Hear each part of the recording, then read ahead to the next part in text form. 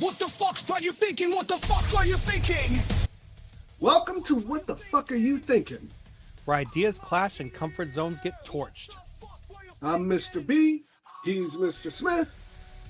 And we're not here to play nice.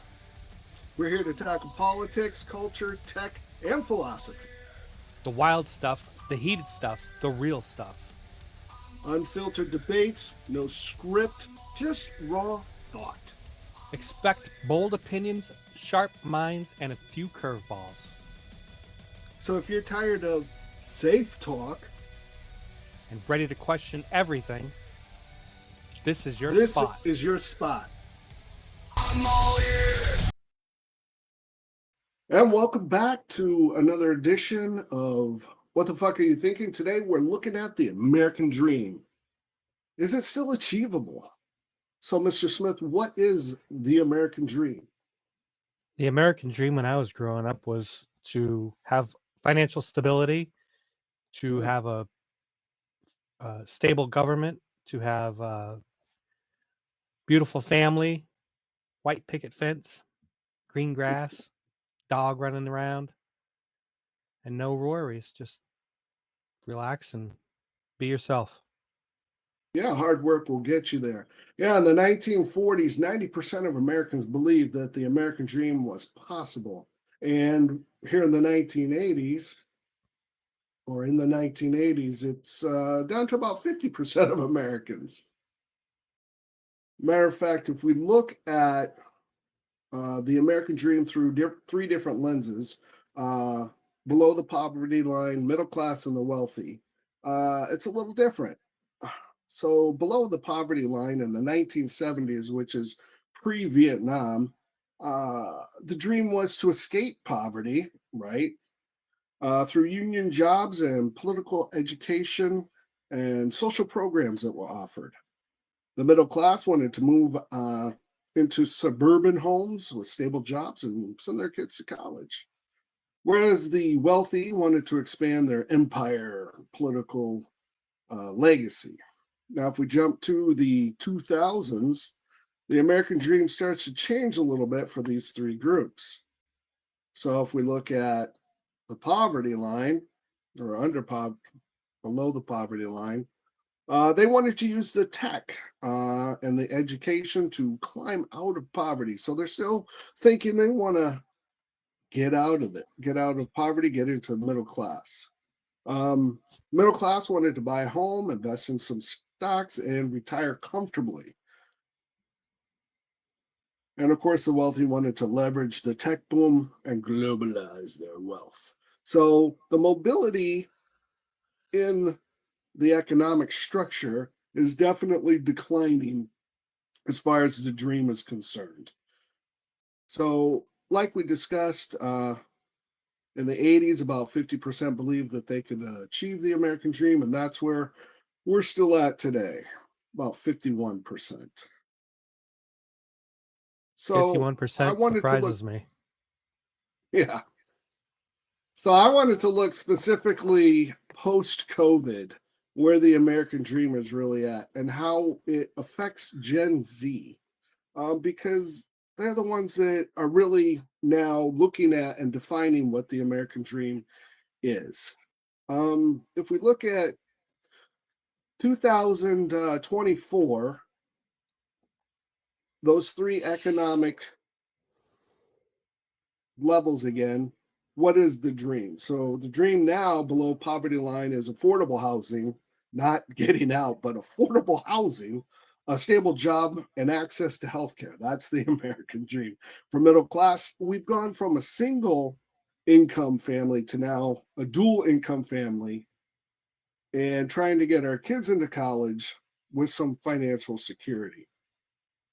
So only about 40% of the jobs out there will be stable enough to support the middle class American dream. And then, of course, if we look at the wealthy, it's tech driven, wealth, political influence, generational legacy. So, what blows my mind about now is 1% control the wealth of the 90%. So let me say that again. 1% control more wealth than the bottom 90%.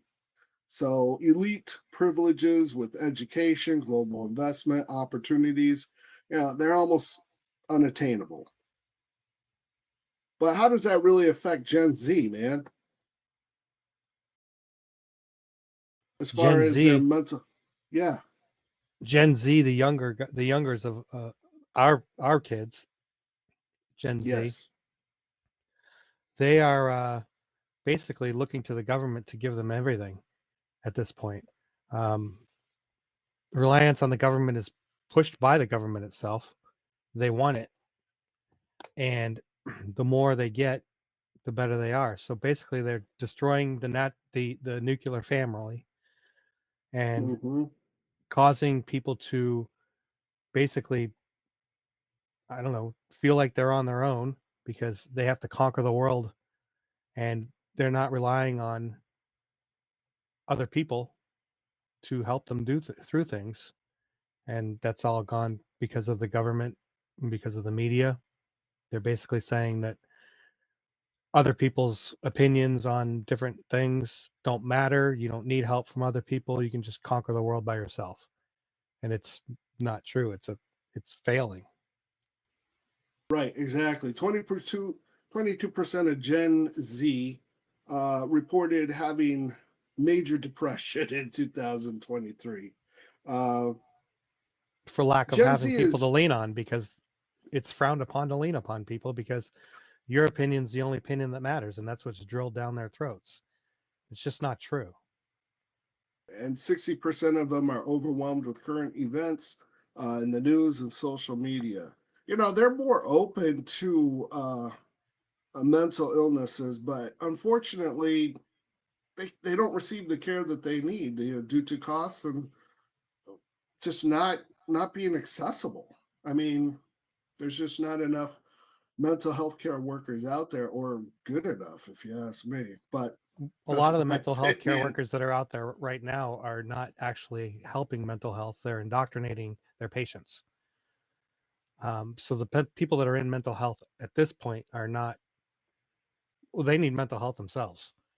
They're just not the right people for it. They, instead of teaching somebody or helping somebody problem solve, they indoctrinate them with their beliefs wherever they are, far left, far right, doesn't matter, instead of actually opening up something to allow them to find their own answers and helping them to problem solve. And as far as Mm, mental illness is concerned, that's not being treated because the government hasn't figured out a way to make huge amount of money on it yet. As soon as they yeah, do, your mental health places are going to be opening up left and right again. exactly. And going into the adulting, it's more difficult to be an adult with everything being so expensive. Now, 50% of Gen Z are worried about not having enough money. Now, 72% of them took steps to improve their financial health in 2024, budgeting, saving, and cutting expenses. But 40%, this blew my mind, 40% still rely on help from family. You know, it's just how our economic situation or environment is right now. There's a couple of With, reasons for that, as far as I'm concerned. Number yeah, one is, again, sure. they haven't taught them to problem solve properly because the school's system is failing completely. I mean, they don't even teach the kids how to do a basic W-2 in school. Or a checkbook, a They're rather checkbook. they'd rather push their everybody's equal type stuff and their own agendas. And I mean, they're again they're indoctrinating. They're not teaching a child. History is being rewritten. The history books that you and I used to look at are not even the same anymore. So it's inevitably going to repeat itself. And as far as financial burden, some of that's their own fault, and that's because of the fact that they're Uh, going to colleges and they're paying hundreds of thousands of dollars for educations on things like, social, just things that aren't going to make any money. And the colleges, of course, are not going to tell them that. And, you know, studying the things that they're studying are just not money makers. And that's, again, media telling them that these are the paths that you should go on. And things like HVAC and mechanics and electricians and people that build houses and people that build roads and bridges, construction workers, that stuff's all frowned upon. That stuff's all dying. But you don't need to step into 150, $200,000 of debt to go into those. And you can Right. make And a good, honest living doing that stuff. yes. And those, And and the trend for that is going higher. But go on, I'm sorry. yes, because it needs to go higher. It has to go higher Yeah. because they're seeing now that, me going in and learning about, social this and any of the stuff that they're going in and, getting a herbivore degree, and it's just not, it's not stuff that you use. Many of these kids are going to come out of college and they're not even going to use their degrees. Well, right now, about 70% that earn their bachelor's degree are employed. So college is still a really good thing. But here's the crazy thing: the American dream, the cost Yeah, of but it today are is about but are they employed as in they're making money? As in they're making enough money to be able to pay their student loans back, get into a comfortable situation with, obviously not, because they're borrowing great point. money. No, great point. Great point. About 50% live paycheck to paycheck. You're absolutely right. Well, Um, probably a lot of Americans live paycheck to paycheck, and that's yeah, that's yeah, that's the American dream. That's how America is now. If you can wake up in the right. morning and cash a check to catch up on your bills from the week before, you're a lucky person. You're a lucky person. Right. So the American dream right now is you you need to make about $4.4 million over your lifetime, which is about 40 years. So we're not talking about, 60, although the retirement age is definitely up there. Um, so interesting fact about that. How much do you think Gen Z is going to make in a lifetime? About 3.5 million. So millennials 4.8 and boomers 5.5. So don't get me wrong. I mean, Gen Z's, they're still young. They have a lifetime, and it's probable that they can, you know, increase their income through education, tech industry, entrepreneurship, and those things that we talked about. I mean, but it's getting to be out of their price range, I guess is my point. I'm a little worried. Okay, I'm a lot worried. Okay, here's the crux of our conversation today. Whose fault is it? Uh, who's to blame politically for this issue? Democrats or Republicans? Because you talked about it. You said that they're relying on the government to help them. So what's the government really saying? Where are we at? Well, as far as I'm concerned, it's Democrats and politicians are not Democratic and Republic. The only difference between a Democratic politician and a Republican politician is what they're saying, the words that are coming out of their mouth. Their Yeah, ultimate goal absolutely. is the same. Their goal is to have the people rely solely on them so that there is no pushback. So I put it like this: a corporation that has the lower level of their people always at each other's throat, where Sally's running up and telling management that Jen did this and George is over there doing this and blah blah blah. Well, those types of places, they're not unified. When those workers are all talking amongst each other and working their own problems out, that is a problem for the upper management. They need that chaos to stay there, because once everybody starts to come together, once everybody starts to learn that, hey, you know what? We're just trying to do the same thing. The people up top are the ones that are causing us these issues. That's when the corporations have problems. A corporation is going to fall and not be able to be as profitable when the people that are running their corporation, the people that are running in and punching in the 9 to 5 jobs, start to unify with each other and realize that there's an issue up top It's not us. And when Sally stops running to upper management, because upper management's never going to give her that management job, they just want her to be there as the rat so they can squash and continue to have. It's the same thing now that the government's doing to us. Racism. Racism's being slammed down our throat. Media slamming racism down our throat. All these things are being slammed down our throat. Why can't we all just be Americans? Right. Not Black American, not white American, Oh, not of Hispanic course. American, Americans. Americans. And all of us realize that some things are not correct and we should unify on those things. And that will push the government to stop what they're doing, or at least to hold back a little bit. Hold basically the same thing that happened when Trump got in the second time. He, they wanted to go full Kamala because full Kamala would have pushed us closer to socialism. They realized they couldn't because the older people, the older population, is still has a voice. So they put Trump in there just to shut the older generation up a little while until they could move into the socialism that they want to move into. But here's crazy stuff, man. So if I look over the past 10 years, um, what the Democrats have been pushing is expanded mental health coverage through the Affordable Care Act. They've advocated for mental health funding, especially during COVID, which was needed. Here's a good one. They support of bills for telehealth.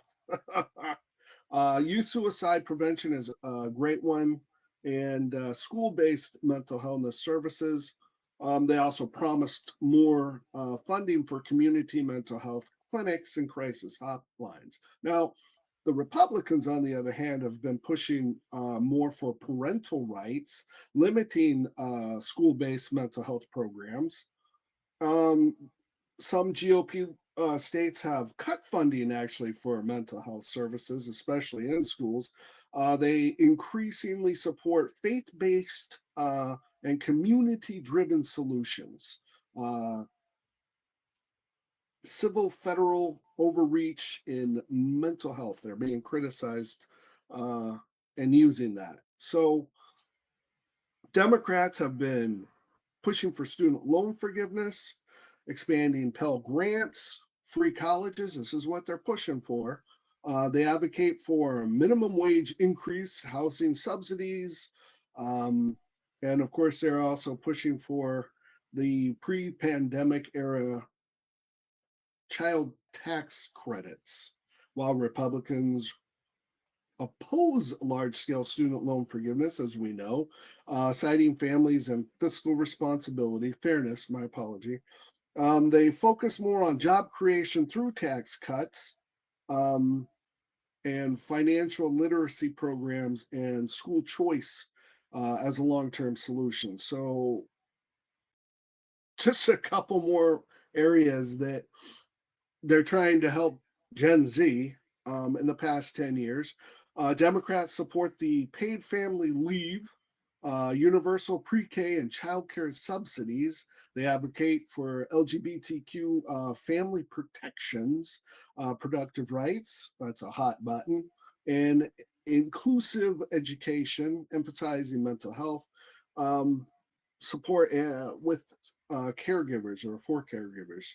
Um, Whereas Republicans are prioritizing traditional family values, religious freedoms, and parental control over education, they're opposed to the federal mandates on paid leave and childcare, favoring private sector solutions.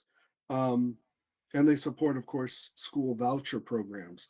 So, uh, although Democrats are pushing for these things, it's like you said before, they're really talking about these things. Um, and Republicans, because they're in power, are doing more of these things that their agendas or their base mandates. So I think the Democrats sound good, but like I said, they're just talking. I think the Republicans have good ideas, um, but they're running into a lot of pushback. That's the And problem if with you look at politics how, these days, that there's nothing going on other than them fighting amongst each other. That's all they're doing. right, And as far as what is happening, yeah, on paper, the Republicans look like the side, as far as I'm concerned, that you would lean. However, the Democrat is the side that is actually being pushed for. They actually want more control. Republicans want less. The theory is Republicans want less government. So less the theory. government. That's the theory. The theory is the Yeah, Republicans want, but the fact of the matter is they don't. Neither one of them. Both parties want control, yeah, full control, and they're just saying it differently to control. That's all they're doing, right, which is now why right. Republicans are in office and Democrats aren't. Had So things base gone correctly, Democrats would be in rule right now and would be pushed more and more towards socialism. Right. So the Democrats who are promising sweeping reforms are actually struggling to implement anything, and Republicans that are emphasizing personal responsibility and economic freedom, but they're really under investing in supporting those measures. So it's like you said, they're just talking. They're just talking. Um, and if you look at the trends with Gen Z was all over Republicans, but we're starting to see a move from Republicans to back to the Democratic side. So both parties, as you know, are courting hard.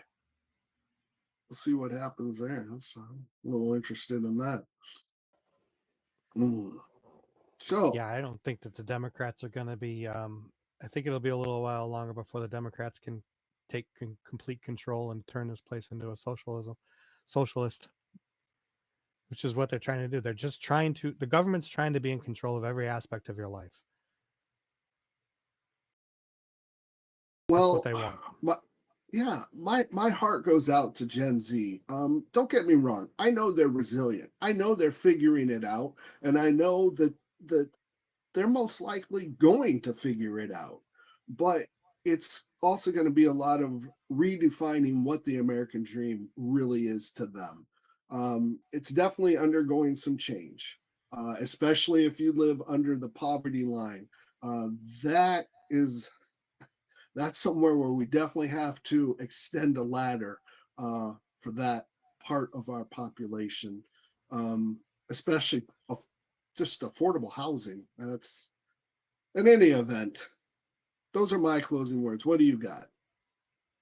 Well, we have a enormous homeless population in the area that I'm in, and I'm in a very small city. And I see them every day. I see them all the time. I even communicate and talk to some of them. And the problem is that they're not given any sort of hope to be taken out of the situation that they're in. So most of them just fall into a depression Mm, because let's face it, one of the first things that you can do for yourself to get yourself out of depression is become non-dependent. And being non-dependent means that you have goals that you're achieving. So even if they're small goals, set small goals, little yeah, things, achieve those goals. And when you feel that goal being achieved, you're no longer being dependent. So you're getting yourself out of the mental funk that you're in. Now, I'm a single family home. Not family, but I own a home. I have a single income. mm, yeah. It's hard. Oh It's yeah, rough. I wouldn't change it for the world. I completely enjoy what I have and what has been given to me. I love it, but what it's you've hard. worked for. It's hard. It's Yeah. hard. And the price that I paid on this house was, at the time that I bought it, was probably about 30,000 over what it should have been. Luckily, I got a Mm, good interest rate. This house right now is almost doubled in value, and I've only been here that's since amazing. 21 December of 21, and it's Hmm, almost doubled in value. That's ridiculous. I have a yeah, 34-foot backyard, 34 by 50, we'll say. That's my backyard. And yeah, it's not even like I can't fence it in and throw my dog back there tight, you know what I mean? That tight backyard. yeah. I got a 10 unit to the left of me and I got a 6 unit to the right of me, and I'm landlocked. I got no land at all, but somehow, some way, this house since 2021 has almost doubled in value. That's ridiculous to me. Absolutely but ridiculous. that's the American dream. That the American So dream. But I can't come if I was to buy this house now. mm, There's not a real on my income with what I have income. I can't afford this place. I yeah, couldn't afford it. I wouldn't be able yeah, to. So I'm trying to think of myself if I'm thinking of numbers or crunching numbers in my head that I could afford on my income these days. I, I don't. There's nothing. There's yeah. nothing. And even And renting, that's what. I have a dog, and even renting, I'm looking at, you know, $1,500-$1,600 a month for a one bedroom. And Oh, more a than lot of that, them, my friend. well, in Maine, a lot of them wouldn't even allow my dog just because of the Yeah, breed that he is. A and yeah, B, they don't allow pets anyways. yeah, So yeah. I don't understand how where they're going to go or what's going to happen. I don't know if the American dream is going to be flipped, whipped, and smacked upside down.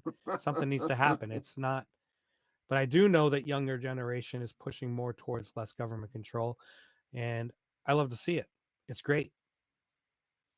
I love to see wherever they take us. My faith is in them, and I will do whatever I can personally to support them.